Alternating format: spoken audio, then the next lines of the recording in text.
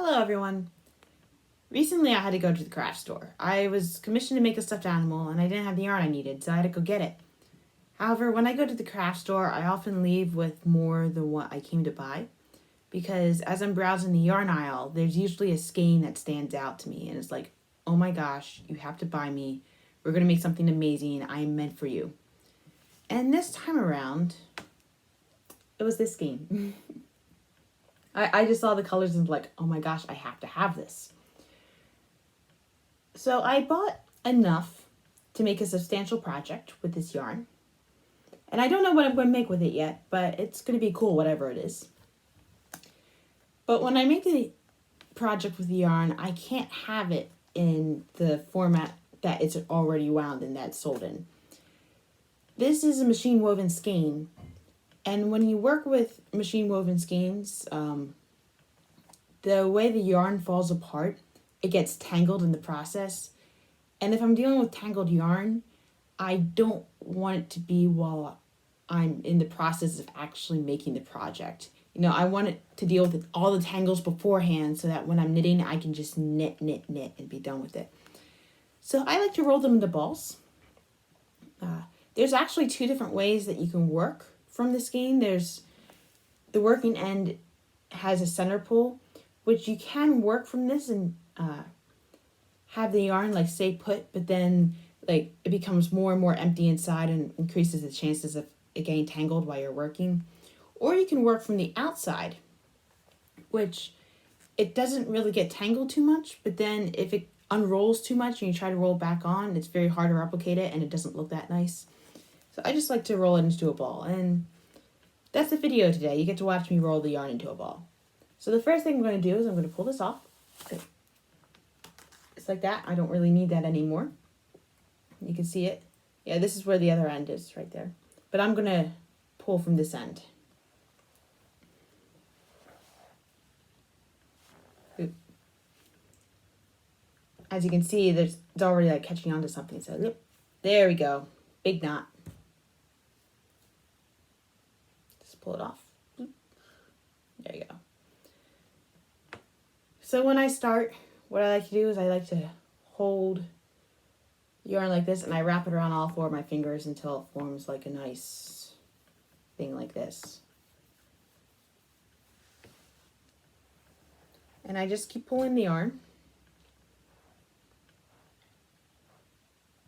There you go, just like pulling it and then wrapping it around until it's like about that thick. Nice, slide it off my fingers. I kind of like grasp it in the middle there and I just roll it around like this a couple times. So it almost looks like a bow, just like that. Once I do that, I fold it in half and I start wrapping it around like that. So it holds that together.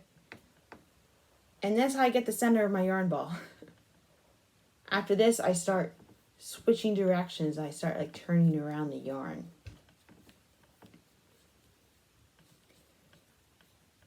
If you're ever making a rubber band ball, you can make the center of the rubber band ball the same way. You just take like a bunch of rubber bands and then you like use one rubber band to hold them all together. You fold them in half like that. And that's how you can make a rubber band ball without having anything but rubber bands in the middle.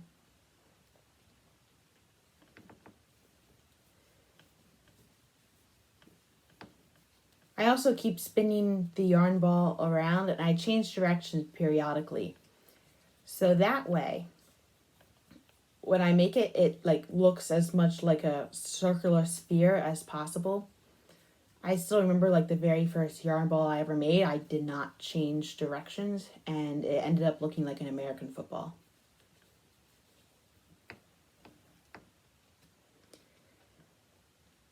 Now, even though I'm rolling the ball like this, it's like round, it's going to roll away. But it makes it smaller, like more compact, it's easier to store. And then also like if it unrolls, it's very easy to fix back up. Yeah, so when it starts forming a point like that, that's when you want to start switching directions, because that's where it's like the center of where all the yarn's like building up and it's going to form a point. So you kind of want to stop that point from happening. And sometimes it doesn't want to go around.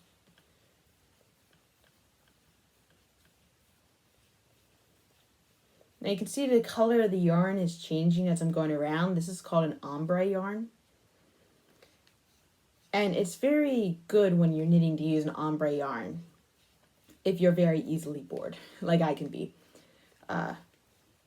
Because it provides this nice cookie for when you're going forward. Like, oh, I knitted all the light blue yarn. I'm going to go to the dark blue yarn now. Or like, I've knitted the dark blue yarn. Look, I can see the light blue yarn now. It makes it a lot easier to see your progress and to feel like you're actually doing something. Although the way the yarn is ombre can definitely affect whether you buy the yarn or not, or like whether the project actually turns out good. What is not so great is if you want to do a busy pattern that like stands out. That's better if you use like a solid yarn for that. But if you're just like doing a straight stockinette stitch and you don't really mind, the ombre yarn is pretty good. I'm going to switch directions here.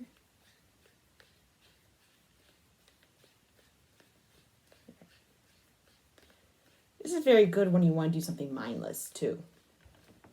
Because there are different like levels of difficulty with knitting projects, and sometimes you feel like diving into a really complicated project. But other times you just want something simple. You just want something to get done. And especially if you really are, if you're like watching the television, you really want to concentrate on the TV, yarn balls are pretty good for those types of moments. Color changes are pretty fast on this thing.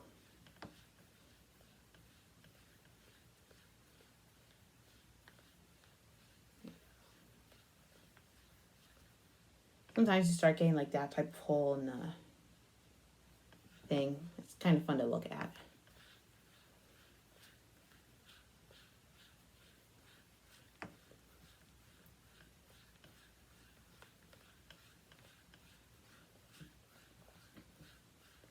So it looks like there's three or four different color changes. I'll have to see. So there's a light blue here. It's going to like a medium blue. Oh. Look like I went back to light blue, the medium blue again. And then there's the dark blue. Okay.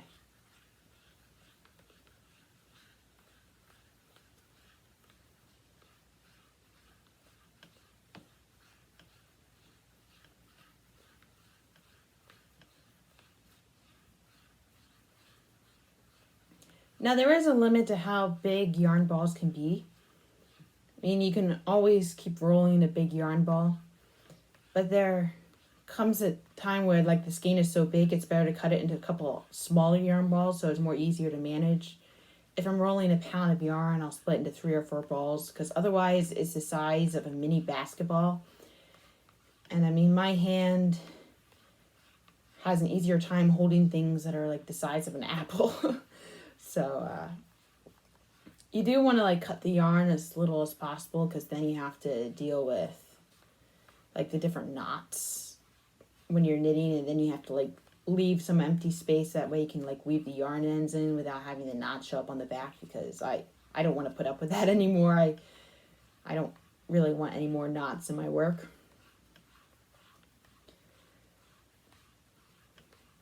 But if you do like 18 of these in a row, your hand starts to hurt.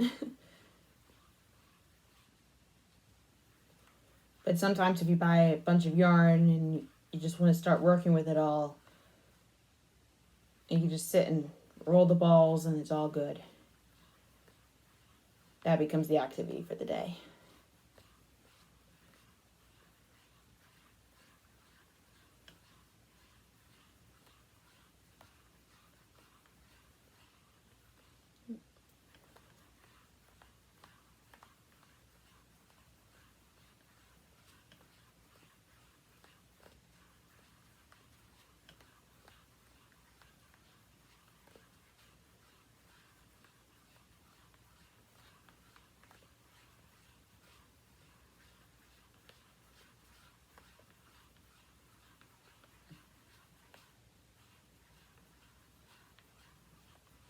I'd say I've gone through about half of the skein so far. I didn't mind buying this particular type of yarn on impulse because I've used it before. And I know it's pretty soft, so I'm not going to like not use it because it's itchy. Which is unfortunately what happens every time I attempt to buy wool yarn. But also there's a lot of bang for the buck with this particular type of yarn. It goes a long way. Although it is a pretty thin yarn, so the stitches aren't that big.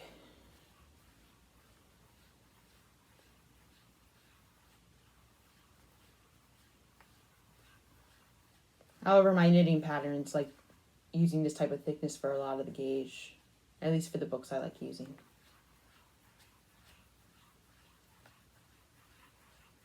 I think, yeah. We have now come to desiccated husk territory with this skein of yarn. You can see here. It's like definitely flattened out. So if you try to use the yarn when it's like this, like trying to lift it up and like move it without tangling, absolute nightmare.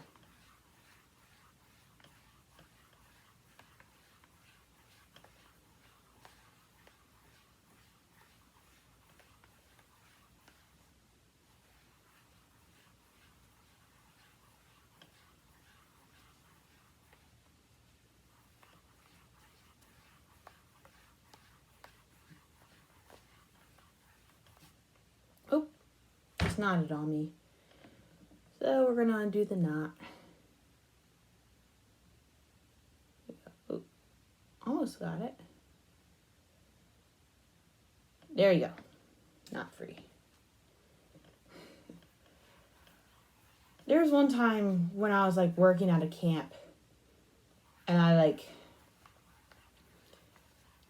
used the ball of yarn for this game. The game was, we had like a bunch of like boys in a circle because I was working with Cub Scouts at the time. And like you toss the ball of yarn, but you hold on to one of the strings. So that way when it's done, it looks like a huge like tangled web. And I volunteered my yarn for this game. It was this cheap acrylic purple yarn. I didn't really care what happened to it. So when the game was done, I decided like I'm going to untangle it all and make it work again. Well, this stressed the person, like my manager, out, and he was like, "No, I'm just going to buy you a replacement yarn for this. Please stop untangling this yarn. This is really, really stressful." So I stopped untangling it in front of him. But I untangled the whole thing, and he was good on his word, and he bought the skein of yarn anyway, and I ended up getting double the amount of yarn because of that. Oh yeah, this is really low now. Look at that.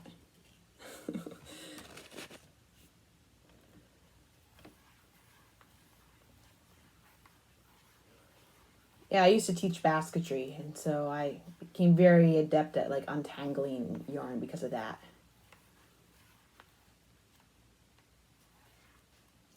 This is the part where it really likes to get tangled.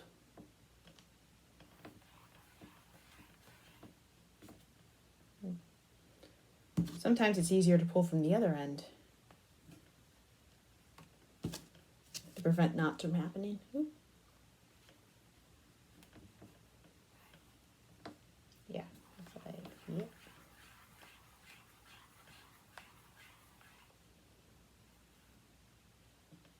There you have it. When you're done, you just take the end of yarn and you tuck it under some of the other strings of yarn so you can easily pull, but it won't like go undone on you. And that is the ball of yarn. Have a good day, everyone.